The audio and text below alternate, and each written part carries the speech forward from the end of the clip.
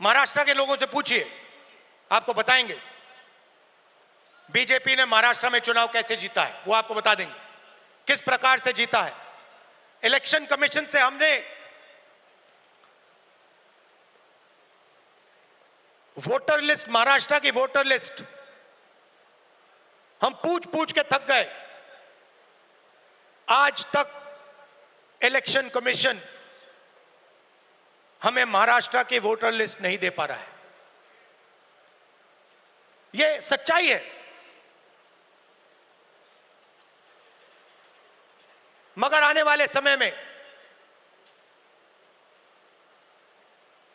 यहां पे बदलाव आने वाला है कि दादी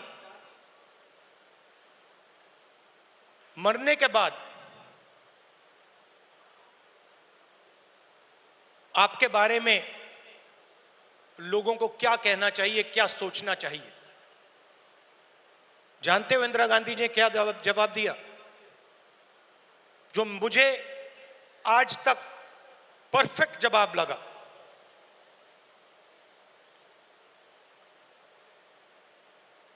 उन्होंने कहा, राहुल मैं अपना काम करती हूं, मरने के बाद लोग मेरा क्या सोचें क्या ना सोचें मुझे कोई फर्क नहीं पड़ता है। मुझे इंटरेस्ट अपने काम से है, और अगर पूरी दुनिया मेरे मरने के बाद मुझे भूल जाए वो भी मेरे लिए मंजूर है, अगर मैंने अपना काम पूरा किया। तो यही मेरी सोच है। लोग क्या सोचेंगे क्या नहीं सोचेंगे मुझे कोई फर्क नहीं पड़ता। सच्चाई क्या है और मुझे क्या करना है वो मैं करना चाहता हूं।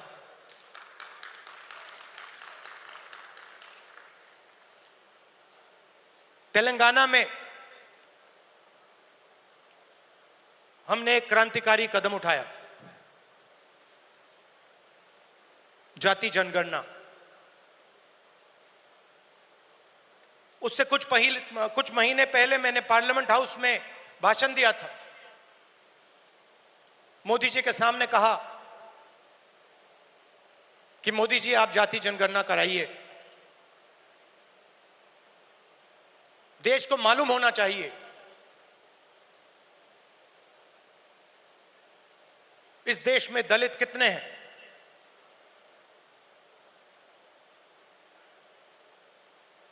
पिछड़ा वर्ग कितना है,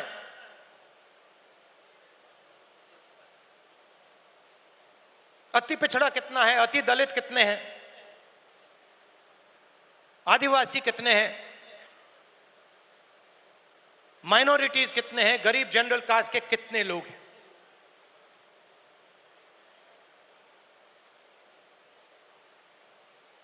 और मैं सिर्फ जाति जनगणना के पीछे नहीं था। जाति जनगणना एक कदम है। मुझे यह पता लगाना था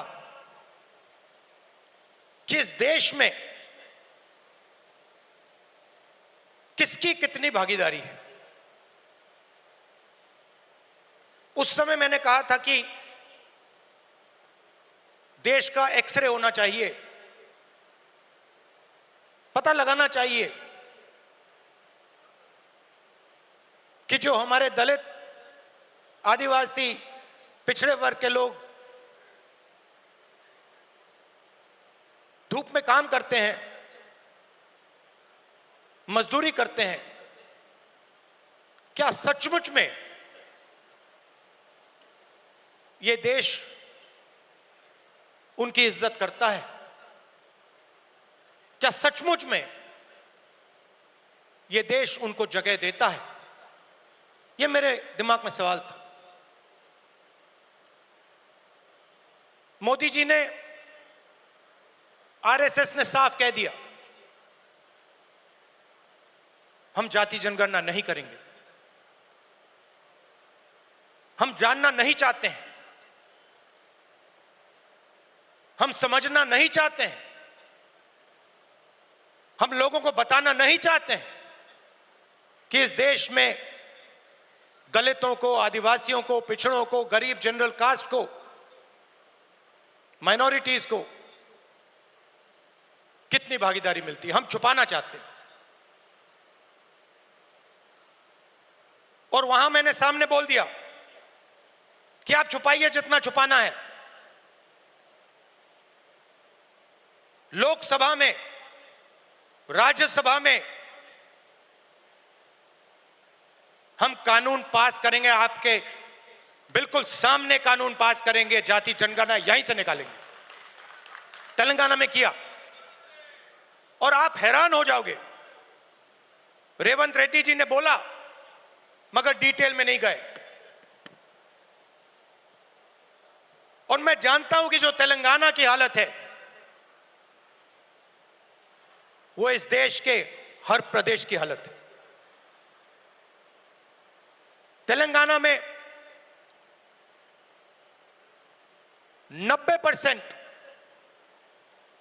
90% आबादी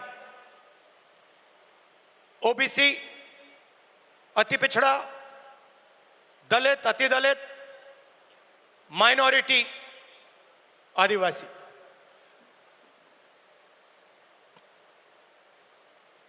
तेलंगाना का कॉर्पोरेट सेक्टर देखिए,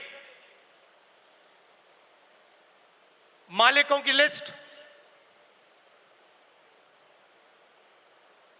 सीईओज की लिस्ट,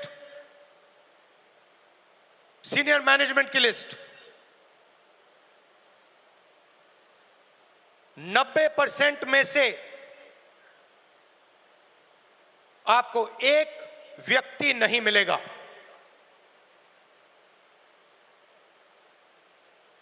नब्बे % की भागीदारी तेलंगाना के कॉर्पोरेट सेक्टर में है ही नहीं।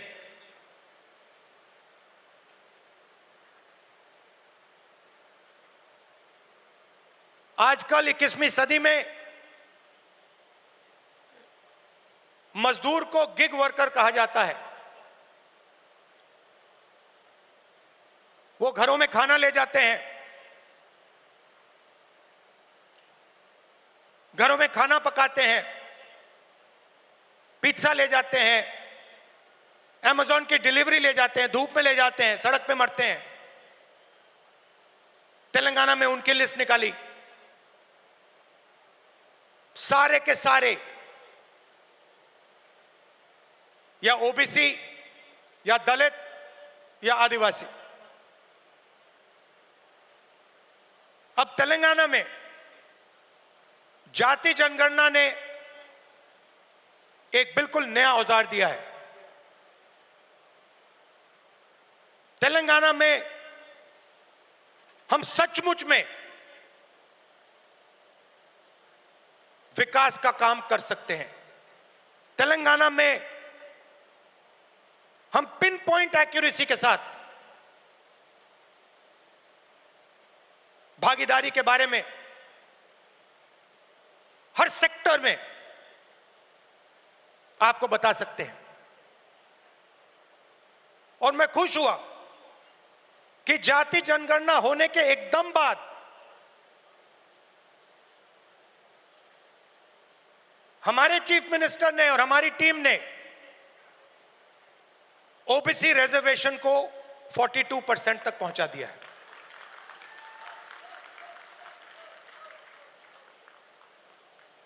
हम सुपर पावर की बात करते हैं, मगर जब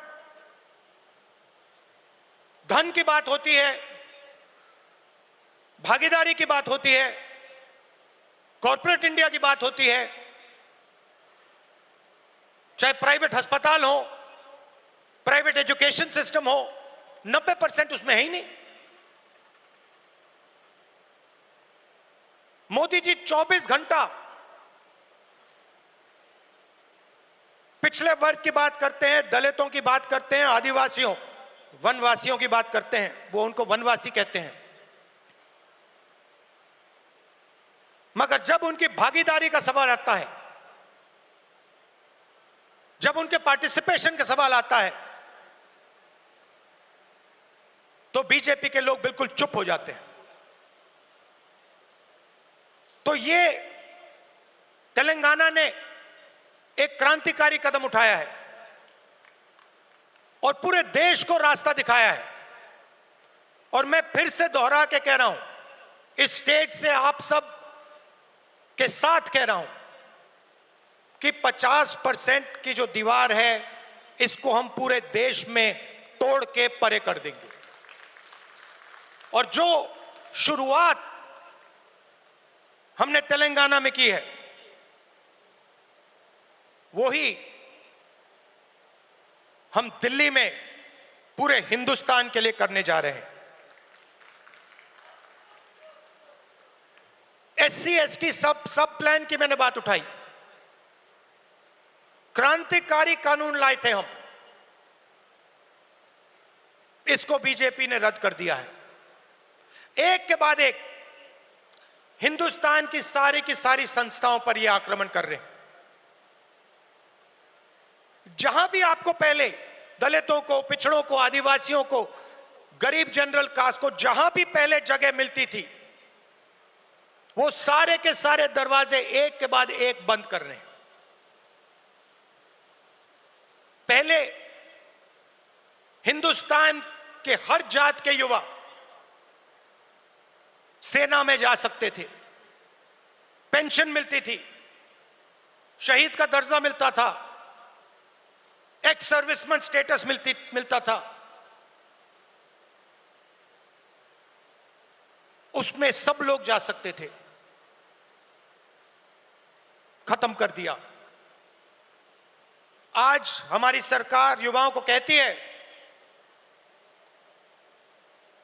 कि अगर आप युद्ध में शहीद होगे और अगर आप अग्निवीर हो तो हम आपको ना पेंशन देंगे, ना शहीद का दर्जा देंगे। आपके साथ में जो लड़ रहा है उसको मिलेगा, मगर आपको नहीं मिलेगा। रास्ता किसके लिए बंद किया? गरीबों के लिए, गरीब जनरल कास्ट, दलित, पिछड़ा वर्ग, अति पिछड़ा वर्ग, आदिवासियों के लिए। पहले पब्लिक सेक्टर हुआ करता था, उसमें हर जात के लोग जा सकते थे। Steel authority India, BHEL, BSNL, HAL, ये आप सबको, पूरे देश के युवाओं को रोजगार देते थे, अपॉर्चुनिटी देते थे। एक के बाद एक इनको बंद किया जा रहा है।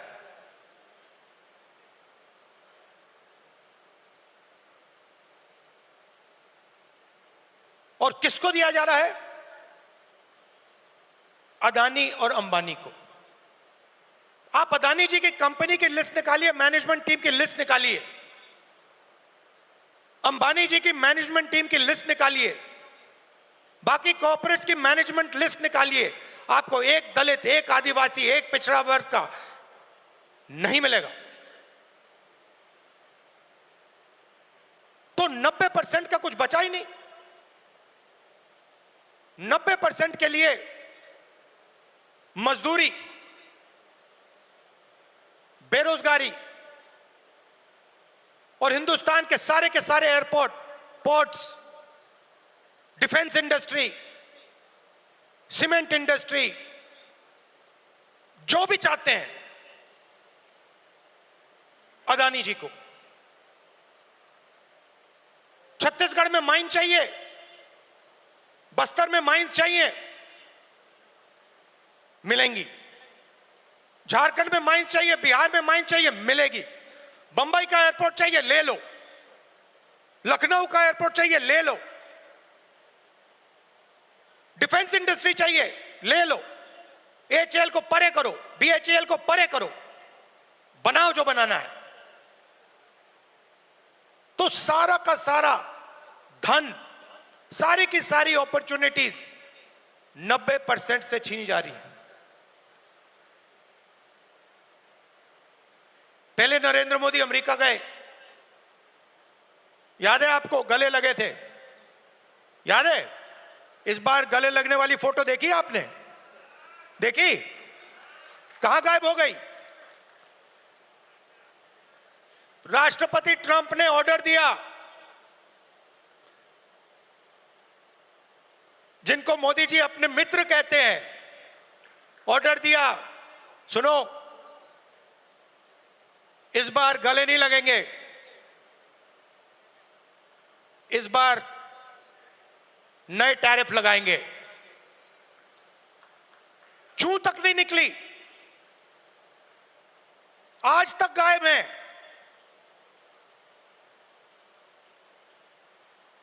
जनता का ध्यान वहां ना चला जाए तो पार्लियामेंट में 2 दिन ड्रामा चलाया, मगर सच्चाई है कि आर्थिक तूफान आने वाला है। कोविड आया था, नरेंद्र मोदी जी ने थाली बजवाई, मोबाइल फोन की लाइट दिखवाई। अब आर्थिक तूफान आ रहा है, सामने है, करोड़ों लोगों को नुकसान होगा। 50 साल से सबसे ज्यादा बेरोजगारी आज है। कहां गए नरेंद्र मोदी? कहां छुप गए हैं?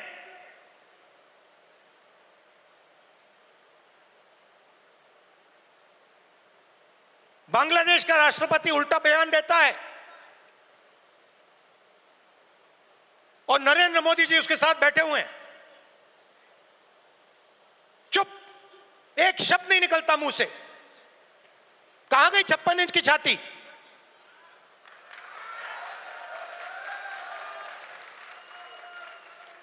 जब प्रधानमंत्री को कहना था,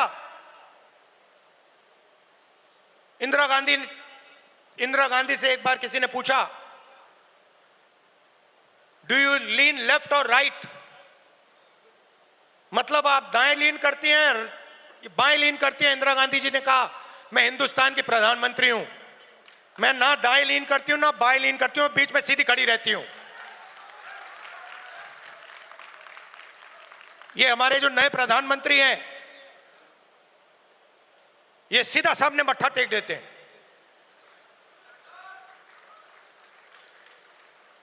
सच्चाई है हिंदुस्तान की, और विचारधारा की लड़ाई है।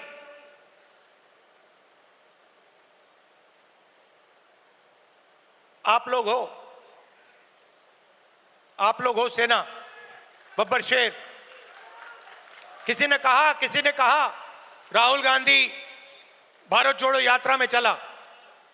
मैं आपसे सवाल पूछना चाहता हूं, क्या आपके बिना राहुल गांधी भारत जोड़ो यात्रा में चल सकता था क्या? तो आपको कहना चाहिए, हम सब चले भारत यात्रा में और राहुल गांधी हमारे साथ चला था। आपकी शक्ति है, आपकी विचारधारा की शक्ति हमारी विचारधारा की शक्ति है, और देश आपको चाहता है। देश तंग आ गया है। आप देखना, बिहार के चुनाव में देखना,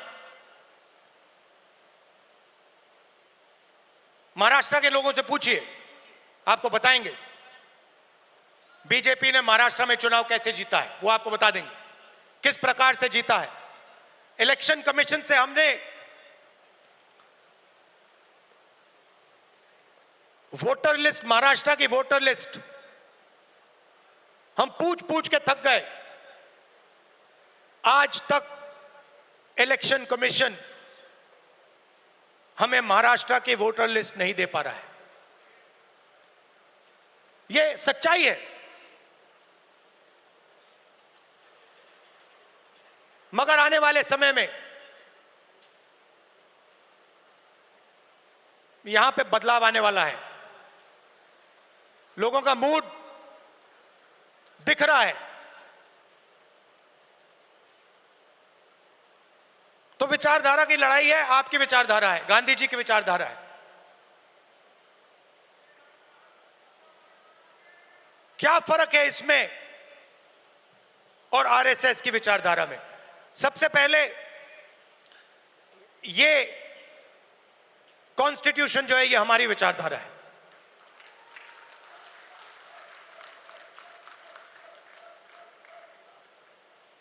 इसमें गांधी जी की, अंबेडकर जी की, पटेल जी की, बुद्ध भगवान की, नारायण गुरु जी की, गुरु नानक जी की, कबीर जी की, बसवना जी की विचारधारा है। यह 70 साल पुराना डॉक्यूमेंट नहीं है, यह हजारों साल पुरानी सोच है और यह आपकी है।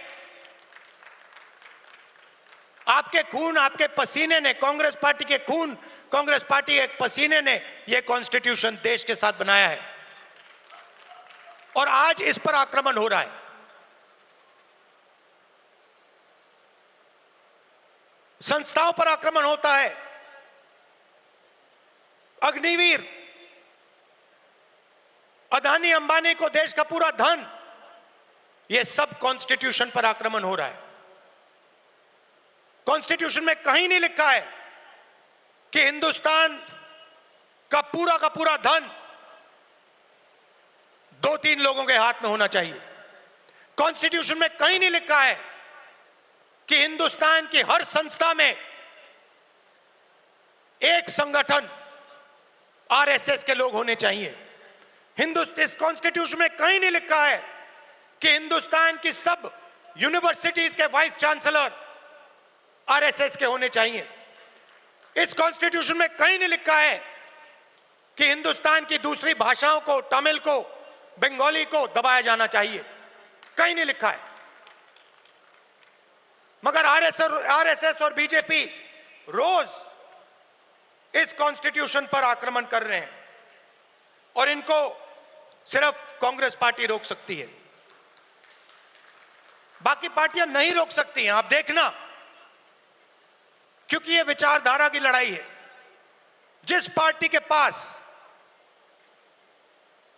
विचारधारा नहीं है, क्लैरिटी नहीं है, वो बीजेपी, आरएसएस के सामने नहीं खड़ी हो सकती। जिस पार्टी के पास विचारधारा है, वो ही आरएसएस और बीजेपी का मुकाबला कर सकती है और वो ही आरएसएस और बीजेपी को हराएगी। और आजादी से पहले एक बात याद रखिए, भूलिए मत, आजादी में हम सिर्फ अंग्रेजों से नहीं लड़े थे, हम अंग्रेज और आरएसएस की विचारधारा के खिलाफ लड़े थे। ये सारे जो आरएसएस के लोग हैं, इनकी विचारधारा फ्रीडम स्ट्रगल की विचारधारा नहीं है। जिस दिन कॉन्स्टिट्यूशन लागू हुआ था, जिस दिन यह किताब लिखी गई थी, उस दिन इस कॉन्स्टिट्यूशन के खिलाफ आरएसएस ने रामलीला मैदान में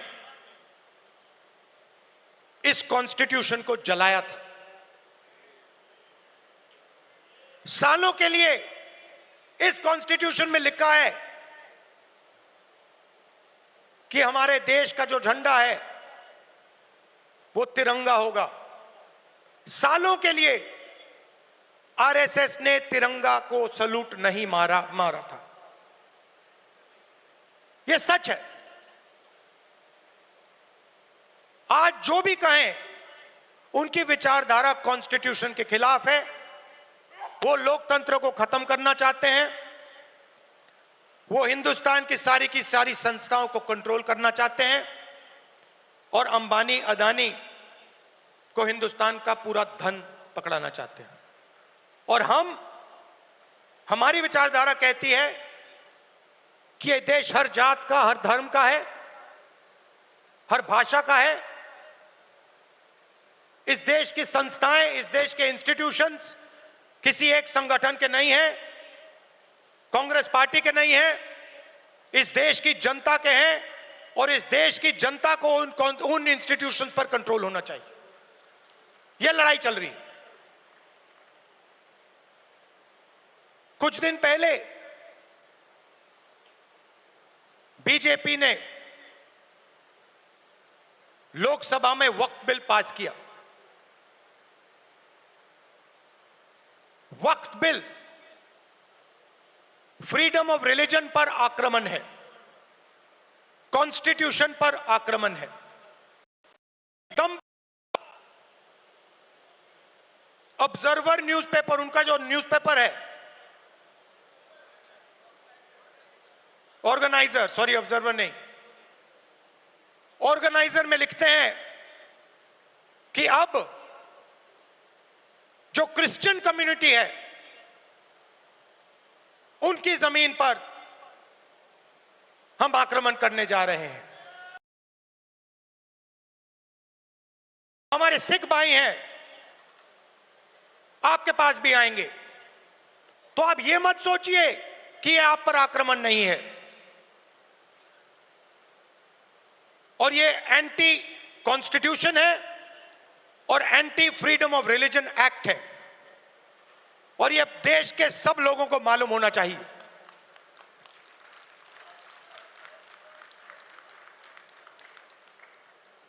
तो हम चाहते हैं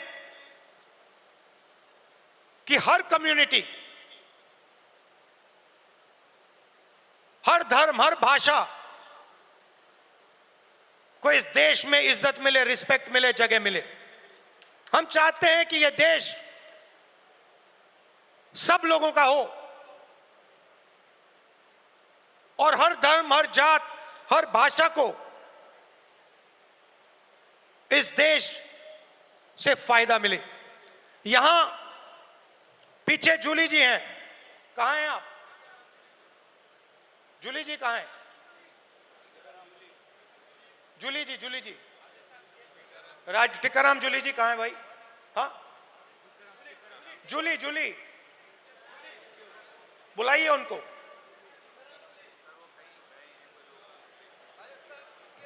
अच्छा, टिकाराम जूली हमारे सीएलपी हैं, राजस्थान के, दलित हैं, मंदिर गए थे। उनके मंदिर में जाने के बाद बीजेपी के नेताओं ने मंदिर को साफ करवाया, धुलवाया, और वो अपने आप को हिंदू कहते हैं। एक दलित व्यक्ति को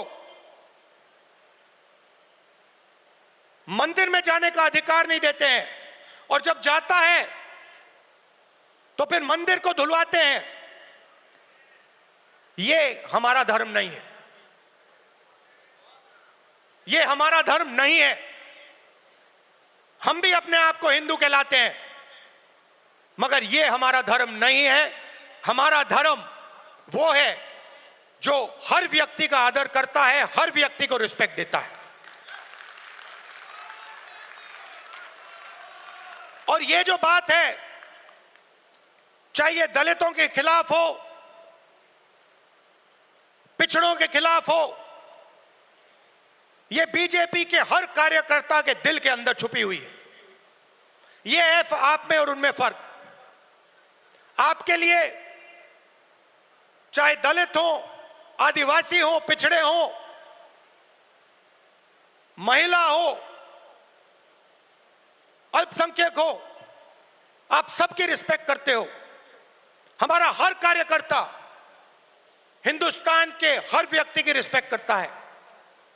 उनके दिल में नफरत भरी हुई है। 21वीं सदी में वो कह नहीं सकते हैं क्योंकि कॉन्स्टिट्यूशन है, मगर दिल में जो उन्होंने जूली साहब के साथ किया वही वो आप सबके साथ करना चाहते हैं। ये उनकी सच्चाई है, और लड़ाई इसी बात की है। हमारे लिए सब लोग इंसान हैं, सब लोगों से हम मोहब्बत करते हैं, सब लोगों की हम रिस्पेक्ट करते हैं। उनके लिए अलग अलग है। कोई दलित है, उसको मंदिर में नहीं जाना चाहिए। कोई मोची है, उसे सॉफ्टवेयर इंजीनियर नहीं बनना चाहिए। कोई गरीब किसान का बेटा है, उसे अंग्रेजी नहीं सीखनी चाहिए, ऐसा हिंदुस्तान हमें नहीं चाहिए और हम होने भी नहीं देंगे। आखिरी बात आपसे कहना चाहता हूं संगठन के बारे में। कांग्रेस प्रेसिडेंट, वर्किंग कमेटी और पार्टी के सीनियर नेताओं की काफी मीटिंग हुई है और हम चाहते हैं कि जो हमारे डिस्ट्रिक्ट प्रेसिडेंट्स हैं उन्हें हम पार्टी की नींव बनाएं और हम चाहते हैं कि उन्हें, जो हमारे डिस्ट्रिक्ट प्रेसिडेंट्स हैं, डिस्ट्रिक्ट कमेटीज हैं, उन्हें पार्टी शक्ति दे, पावर दे और जिम्मेदारी दे। तो ये बदलाव हम कांग्रेस पार्टी में लाने जा रहे हैं।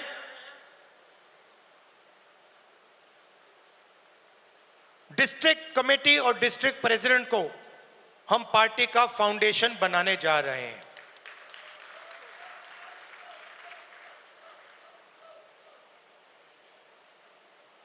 अंत में आप सबको लड़ना है और मैं जानता हूं कि ये आसान नहीं है,